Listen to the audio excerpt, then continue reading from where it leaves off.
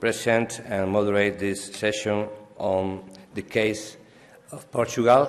When we arranged this conference, all in the circle debates, we said it would be very good to have a few cases of study for everyone to learn and to get to know what's going on in different points of Europe.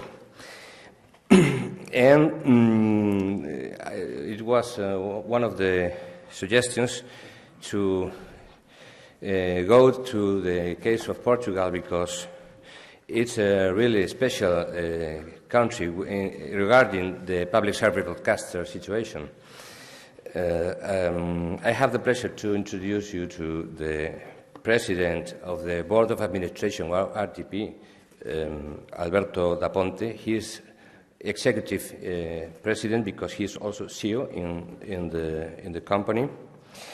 And I want to tell you as the host station, TVG, from Galicia, that we feel with Portuguese friends and colleagues, we are a little more than neighbors because all people in Galicia love to go frequently to Portugal. We have a really close relationship with Portuguese friends, especially the northern ones. And it's a place where we like to go for business, but especially for our leisure time. And we recommend you also to go, if you can go to this Atlantic country like ours in the south of Europe, but at the Atlantic side you have a special flavor, special I think, appealing things to show. I don't want to be very long with the description of RTP because we have the best possible person to do that. But according to the regional point of view, it's a station with two regional stations in the islands of Azores and Madeira. They have the full service programming, and they also have a very decentralized organization in Portugal because they have in Lisbon the headquarters, but also they have in Porto, in northern Portugal, a very important production center which supplies contents to the whole country. They are very good in many things, but I want to highlight one thing. I've been in Lisboa recently, and we could see the news programs studios with a very interesting and flexible sets for changing to different programs. They are very good for moving very fast from one program to another, and with really good ideas that were made by them, and we like them as much that we're about to ask the Portuguese colleagues to bring us that ideas to our TVG studios. We're really counting on them for our new changes about the sets of news programs studios. We are also about to sign tomorrow a letter of agreement, TVG and RTP, because we have had conversations with them, and we realize we have many things to exchange, programs, expertise, and tomorrow we will have our own event out of this conference, but related directly to this. And it will be a great pleasure for us to work more closely with RTP. From the European view, as I suggested in the beginning, RTP is a station where there have happened many important and special things in the last couple of years, because they are Portugal, the same as Spain and other southern countries. We are having our finance difficulties, the credit crunch, the bailouts, and we are trying to do our best. And the government asked RTP to change their status and to become a private company there were different ideas going on, because in the beginning was something like a franchise, or transferring to a private operator the public service remit, and then it was changing. He was playing as much better than me. But it is a public service media which it's worth to look at for those countries like Spain, Spanish regional stations. We may be near that situation, so it's good for us to follow what's going on, because as far as we know, the outcome of this for the moment is that there will be the same, the old status will be on, and there will be no special changes on the status. Many other changes there will be, of course. And let me introduce finally Alberto da Ponte. He is the chairman and CEO since 2012 October, so he is being recently appointed by the government. He is a bachelor degree in economy and finance, and he is also has a Harvard Business School senior program of finance, and in his experience, professional experience, he's always been related to finance and to sales and big sales. He has been the brand manager for one Portuguese company in Brussels and Madrid. He's also been the selling manager for Unilever in Kuala Lumpur, Malaysia. And he has been in other companies, always related to consumption, with big consumption. And he has, for the latest, previously, before he arrived to RTP, for 8 years he was the president of he was manager of the Sociedade Central de Cervejas y Bebidas, a beer company in Portugal, and the president of the association in Europe, and also in Portugal, of this beer producing sector, both in Portugal and in Europe. So he has a very wide international experience, and he, as you can see, he is a real expert in managing, but also to selling. So he probably in these moments when the money is not very is scarce, we're having much money to manage, possibly the best possible profile. So let me welcome you, Alberto. Come on. Thank you, Fernando. Thank you very much.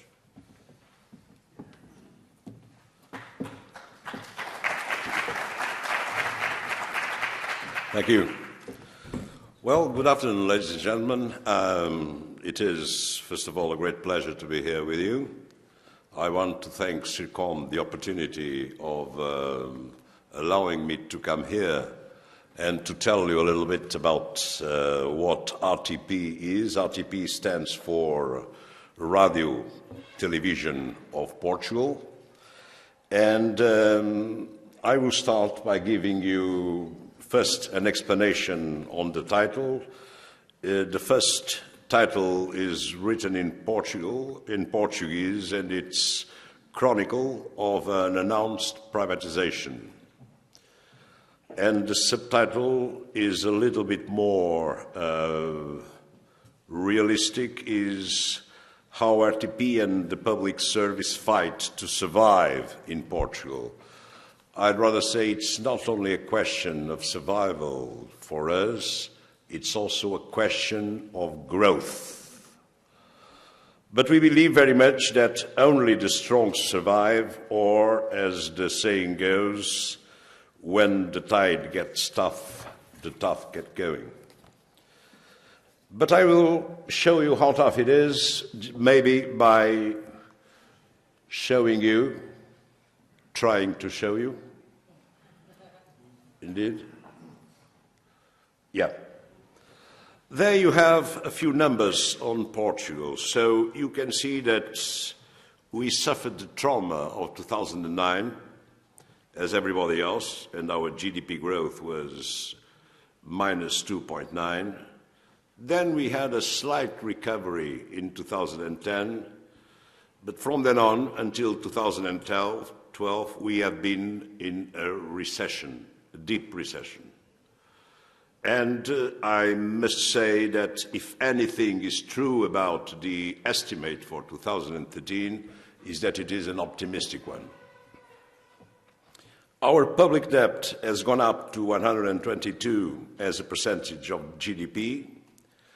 Our deficit needs to be 5.5 this year, but it requires another set of austerity measures, which, of course, do not favor growth at all. The inflation is more or less stable.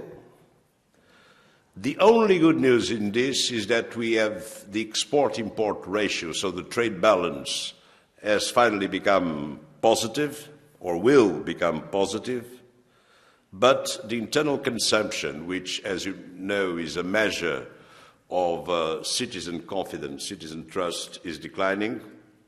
The population is stable to declining, and the unemployment rate has reached, by the first quarter, a little bit below 18%, which for my Spanish colleagues is not a big number, I know, but for Portugal it is a big, big number. So this is the country. This is to show you we live tough times as most countries in Europe, but we are under the intervention of the European Commission and the IMF. So we were in a bailout position since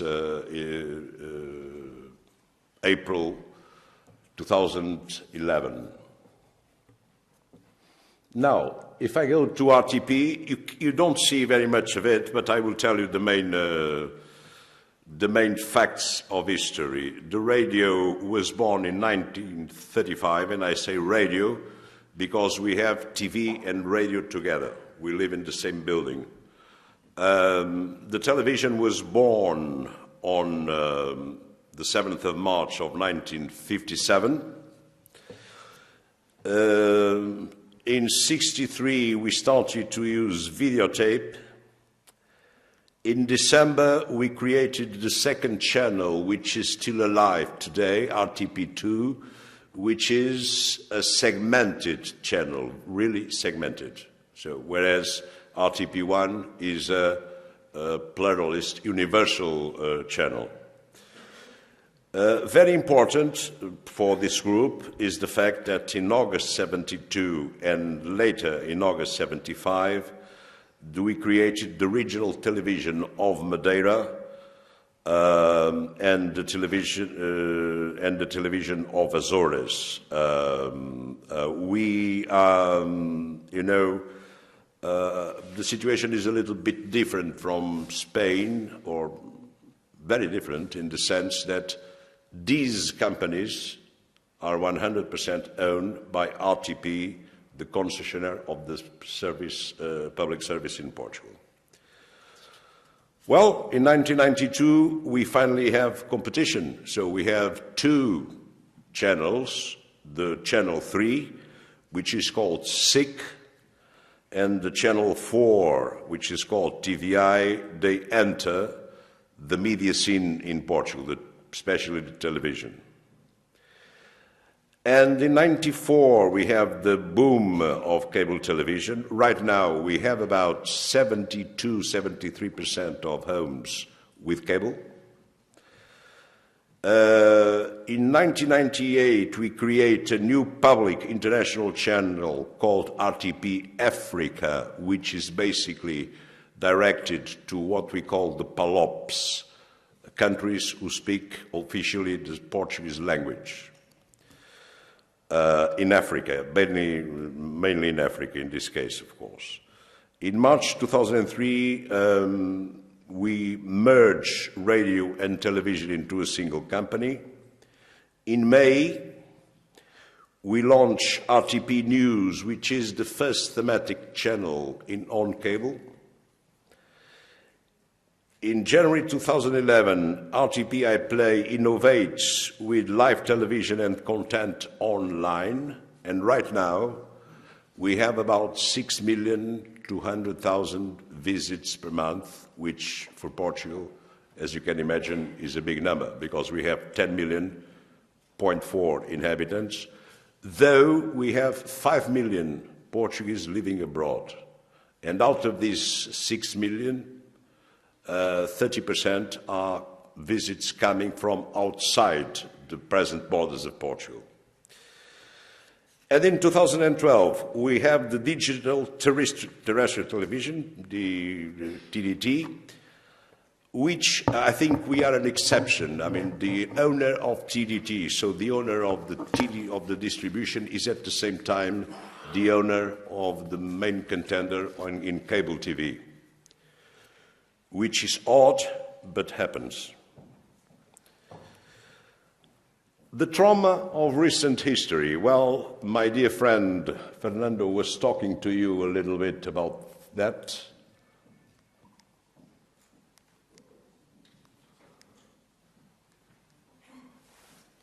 Yes. This is the gesture. Let me try a little bit. Yeah, good, very well. So in June 2011, the centre-right coalition, now in power, wins the general elections and announce in their own programme the privatization of one public channel. When the market will allow it. That's the way it was written in the programme of the government. The Minister Relvas, in charge of public media, announces in August 2011 a sort of groupe de sages to study what to do with the public service media. The composition of the group is strongly criticized, and I dare say the outcome of their work is strongly criticized as well. On September 2011, the group defends the end of commercials in RTP, this group, the end of advertised TV. Right now we are allowed to have 6 minutes per hour in RTP1 only, whereas, of course, the commercial channels, they are allowed to have 12 minutes per hour.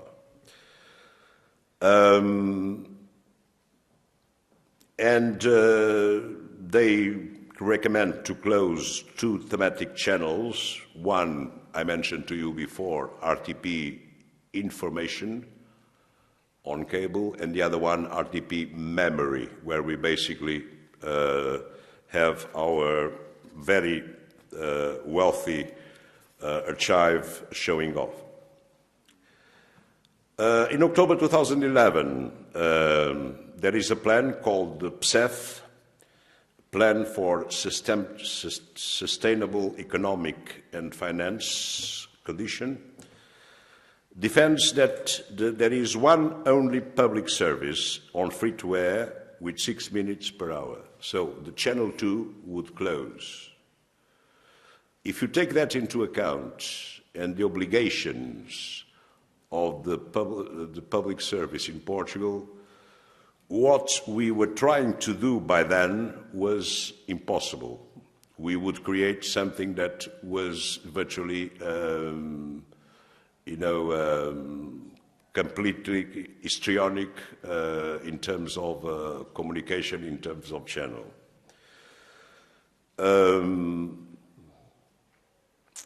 In August 2012, I will jump a bit, announced this was a very traumatic moment in Portugal, the possibility of a privatization under a concession of public service to a private company.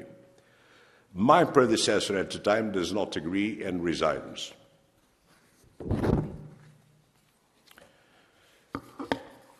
We, the present board, joined the company on September 2012, and 2 months later, the minister states in the parliament that RTP is going to leave without national budget funds. Just to give you an idea, how are we financed? We have the contribution for audiovisual, which is something that the citizen pays on their electricity bill, which amounts to roughly 145 million. Then we used to have, until 2013, something like 90 million of coming from the budget, the national budget, plus about 45 coming from television. This year we have the same contribution. We have 50 million coming from the national budget and less advertising, of course, because we are in a recession and because we have lost audiences as well.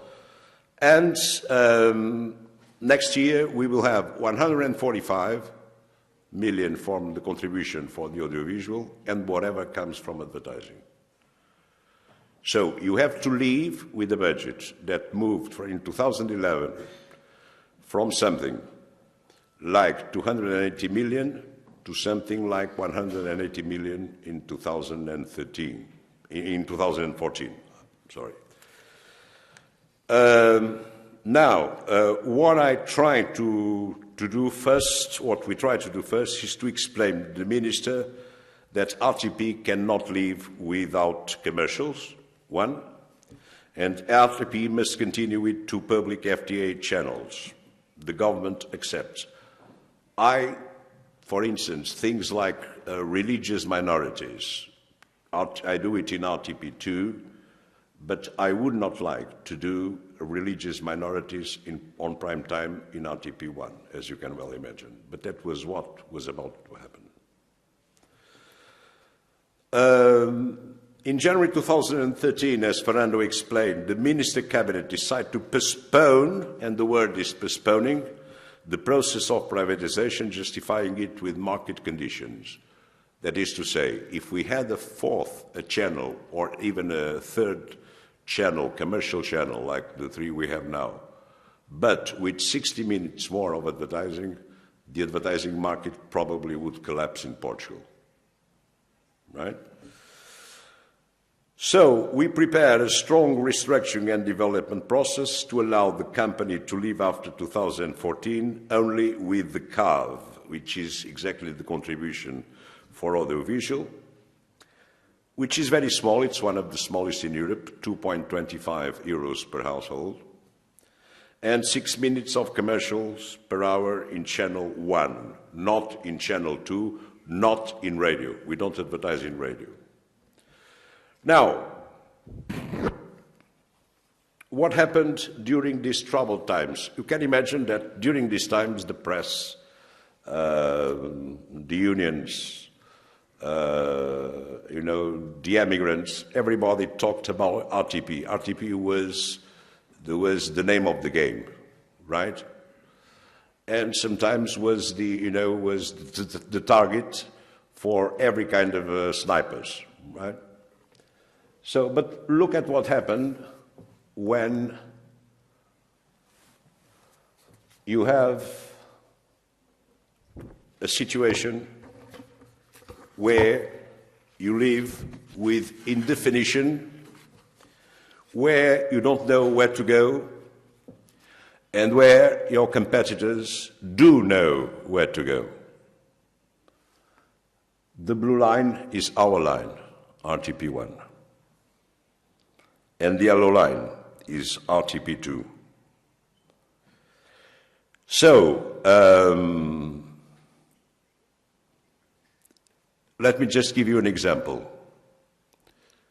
I believe that if I ask you, and Fernando, I will not do it, to destroy this room, to break this room, I guess you would take something like half an hour. But if I ask you, rebuild this room, you would take much more than half a year, probably. So this is a hard task now that we have to do to catch up with what we call a relevant audience. If we have 12 to 13% audience in our Channel 1, we become irrelevant. If you are irrelevant, who cares? You better die, right? And we want to live. So, let me tell you two principles on how we manage the company. First of all, we believe that the world, VUCA is a military acronym invented by the Americans in war, adopted by the governments, and later by management. And what they say is basically that the world lives under VUCA, under constant volatility, uncertainty, complexity, and ambiguity. These elements present the context in which organizations view their current and future state. They present real boundaries for planning and policy management. They come together in ways that either confound decisions or sharpen the capacity to look ahead, plan ahead, and move ahead. So, you, under a state of VUCA, you do not dive into the wave. You surf on the wave. You have to surf on the wave. And also, the way you plan becomes different. Yes. What, in my point of view, or now in our point of view, you have to do, you have to set strong directions for the future, but the way you lead has to be more agile, has to be more proactive. So we follow the principle of ALB. Act first, then acting. Take a smart step towards a goal. Immediately learn, evaluate the evidence you have created, both the wrong and the right, the pros and the cons. And finally, repeat steps 1 and 2 until you achieve your goal and realize you cannot achieve it, and therefore opt to change direction on the basis of new data. That has to be done with 2 qualities. 1, resilience. 2, agility. So we have created in our plan a strategic pyramid. You have the presentation, so you'll be able to read it. But what I really would like to say is that when you built this pyramid, it's really under the lines of what I've just said to you. So you established a vision, and the vision basically say that we want RTP to become the pin of every Portuguese around the world. So we want to be the dearest, beloved brand. Not only media brand, brand. We want to be the principal means in our mission, which is serving. The vision is winning. The mission is serving. To be the principal means to develop social, cultural, and economical development of the country through our information, entertainment, and teaching of quality contents, but in a sustainable way. By sustainability, of course, we mean innovation. Then we have 6 strategic objectives. Audiences, comparison with our colleagues from UER. We have to be the recognized pioneers in innovation in 2013 already. I'll come to that later. We have to be independent. That's not an objective, it's an obligation, independent of the general budget from 2014 onwards, as I told you. And a very important objective is that we have to become provenly the best team in the Portuguese media scene. We don't believe in working without working together, without working as a team. And we want to spread Portugal and the Portuguese language throughout the world in our international channels. And so we want to be seen as the television and radio and web for these country fellows. We have then values, as everybody has values, and that's the pyramid. But most important, I dare say, is what we intend to do with the plan. The plan, we have 4 areas. Income growth and consumer preference. That means that we have to reach, again, a sound level of audiences in the 2 channels, which is established for January 2015 as 22%. I told you by the example I gave you on this room, about this room, how hard it will be. It has to be done not with continuity, it has to be done with quantum leaps. Now, how are we going to do it? There are 2 things. I don't know very well yet, to be totally honest, and if I knew, I would not tell you. The second one is total innovation. I think the world today is in such a state of real fast development, that we have to be the first in innovation. And we have a subchapter in this winning act, which says that we must look for technological partners. When we said this in the plan, of course, the media and some people in Portugal said, this is a hidden way of privatization. We are looking for a technological partner to privatize. That's not what is happening. We simply believe that alone we don't have the scale to innovate. We don't have the scale to invest. Even further, we don't have the scale to operate.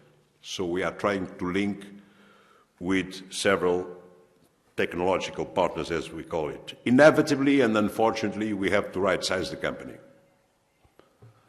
That means reviewing the agreement we have with the workers, which has been denounced already in January this year.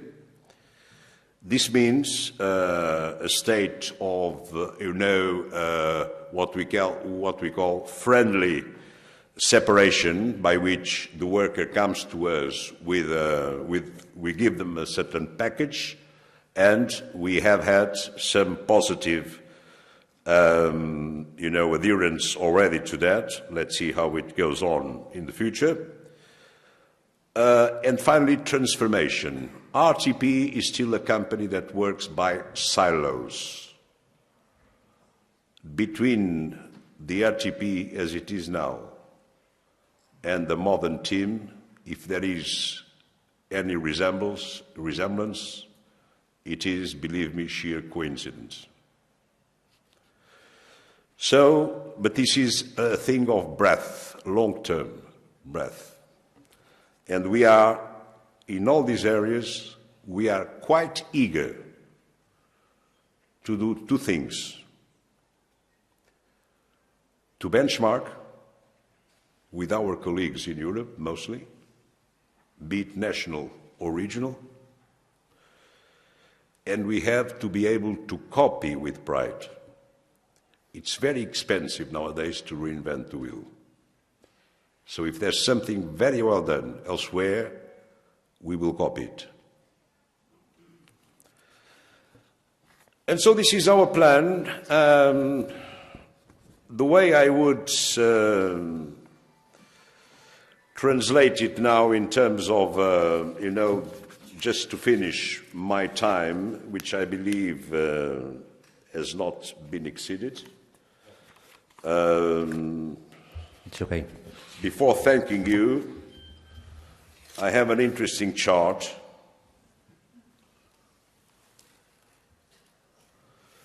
which shows why I think we are going to sign tomorrow an agreement with our dear friends from the Television of Galicia. We actually speak a language that is very similar. We have common borders, and we have all the interest in joining or incorporating with TV Galicia and all our colleagues from Spain, because scale in communication, scale in investment, scale in, demand is absolutely vital.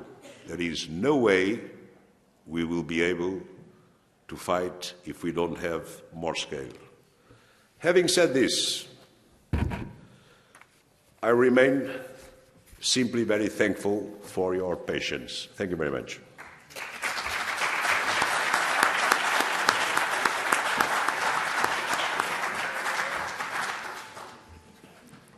Thank you very much, Alberto.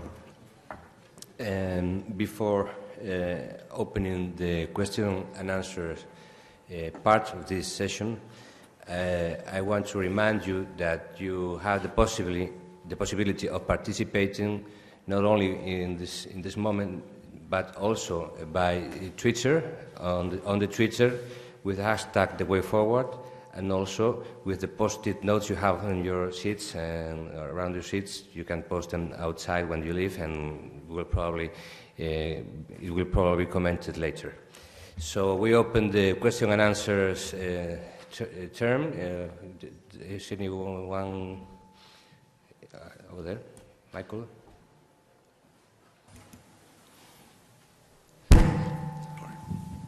Good afternoon. Michael Lally, RTE Ireland. I'd like to ask one question based on your final point, and that is, are you proposing a merger of some sort with Galician Television, or is it to be a new type of business intercompany arrangement?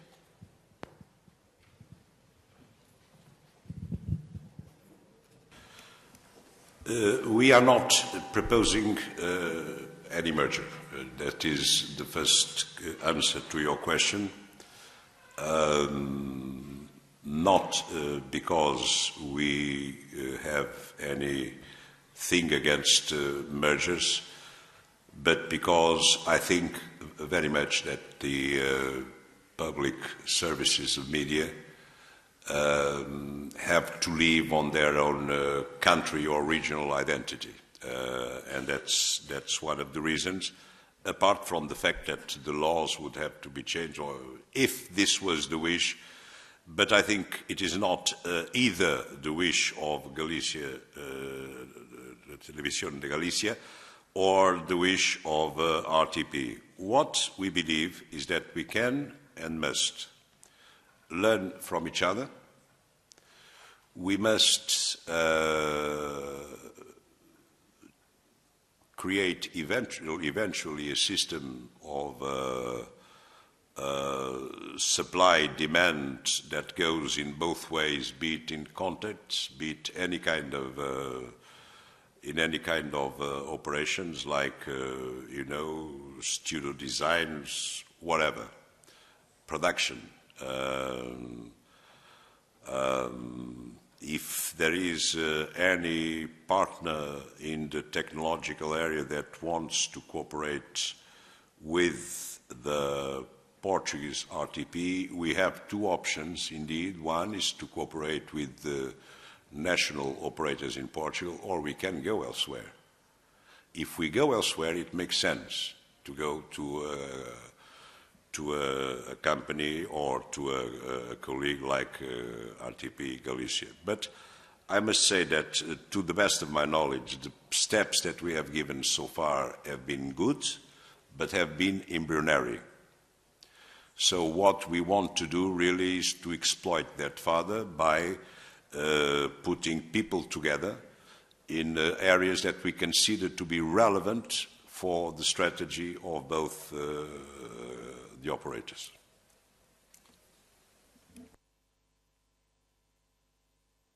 Jacques Brigmont.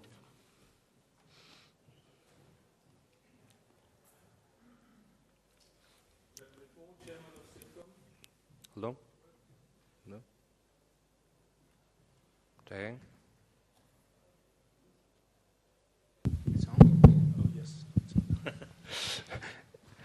Jacques Bricmont, Chairman of CIRCOM. You have presented your plan for relaunching RTP, but for me it was not clear which support did you get from the Portuguese government. Do you have a strong support to do what you have presented? And you have said, if I remember, that for 2015 you would like to reach 22% of the audience. What kind of support and agreement do you have with the government to do that? And if, of course, you wouldn't get, you would have only 18%, what would happen?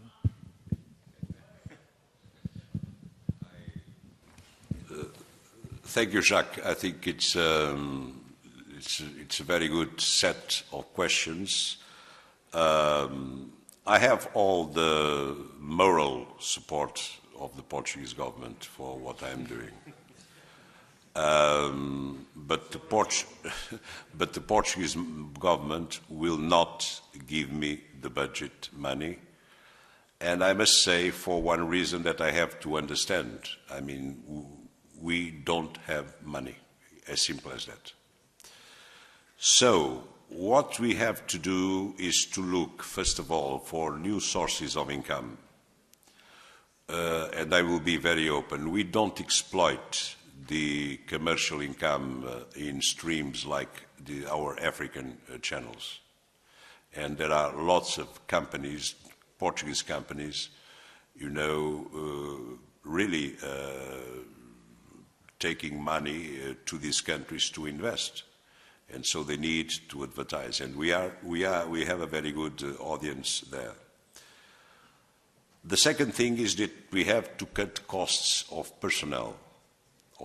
We have excessive personnel. We have, I know that when it compares to some of the public services, it's not so bad, but the way I read it, it's really too much. And we have still some, some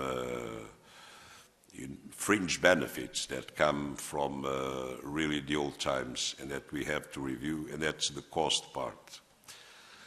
But there is also the possibility also that if you give the Portuguese some new things, you can ask instead of $2.35 per month per home, you can ask 10% more, which is not much, and it will represent something like 15 million.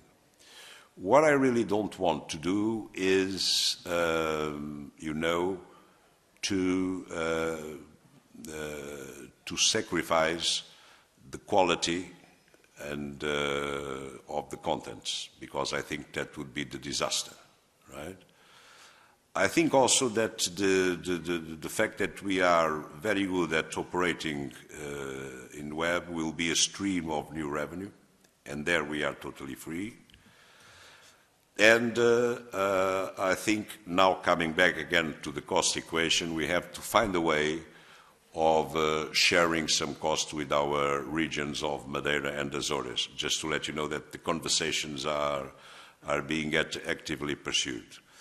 Now, if we put together the audiences of the two channels, we are now roughly at 15%. To go in 2 years or 1 year and a half to 22 is hard.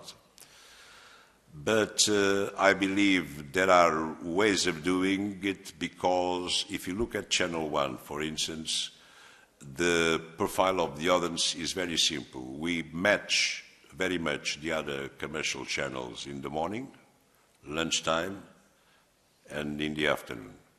We lose dramatically in prime time, dramatically. Now, I think this is still a consequence of how the grid was being prepared before we decided to come back to channels.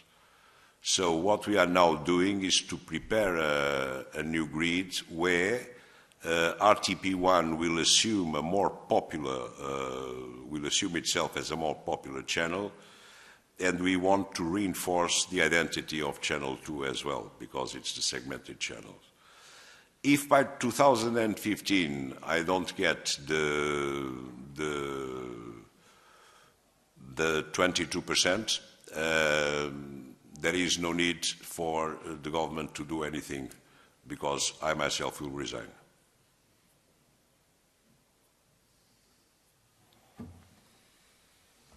Further questions? Further questions over there?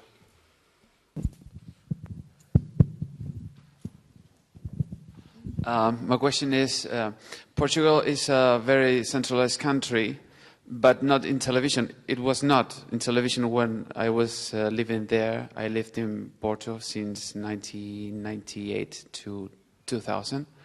And there was production in Porto, and there's production also in Madeira and Azores. I would like to know, how do you manage the production outside Lisbon in this time of crisis and economic needs?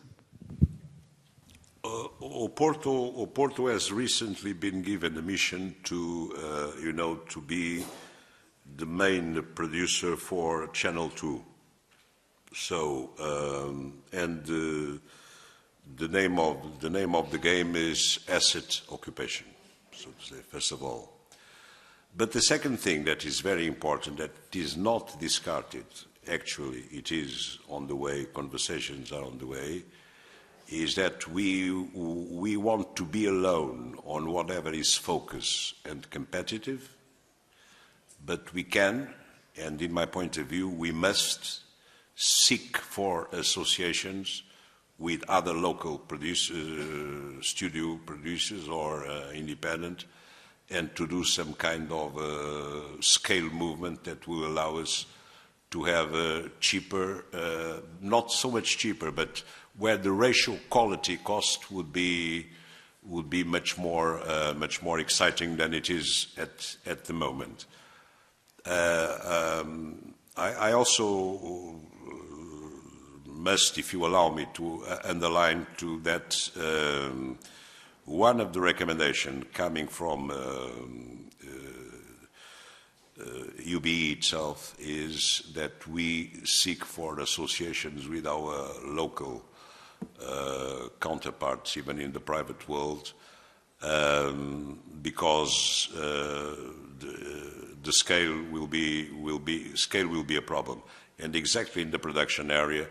That is one of the areas. I think Oporto can really continue to survive as an independent center of production or a joint venture, doesn't matter, as a center itself, and you know. But I see, for instance, very, very, very hard to be able to revitalize without, and there we need some help, the centers of Madeira or Azores, because and it's a funny situation, because in terms of radio they have the state of the art. In terms of TV they are very, very poorly modernized or updated at the moment. So we come to the bottom line, and the bottom line is always the same. There is no money. I mean, it's not money for RTP, it's no money for the country. There is no money. So we have to be smarter. We have to take risks, as I told you, and I think we have, even in the area of studios and the production area, we have to look for associations. I don't see any other way. There are 3 minutes left, and I want to ask my own question.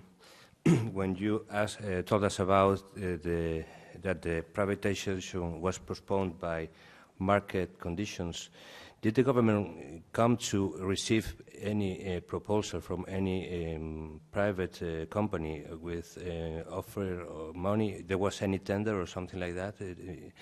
And that was some part of the reason, because you told us that it was also a matter of the state, the status of the private companies that wouldn't like a new competitor. But did they receive any offer and money? We did a very complex study of all the possibilities of privatization, and what I'm going to tell was publicly spoken in Portugal, so I'm not committing any break of confidence. We ended up with 3 scenarios. We ended up with a scenario of business as usual, where we are now, so we continue to be public. We had the possibility of a privatization where the state would keep 51% and the private guy would keep 49%. And we have this possibility that I told you, which was the concession, a sub-concession, better saying, because we are already a concessionaire of the public service. I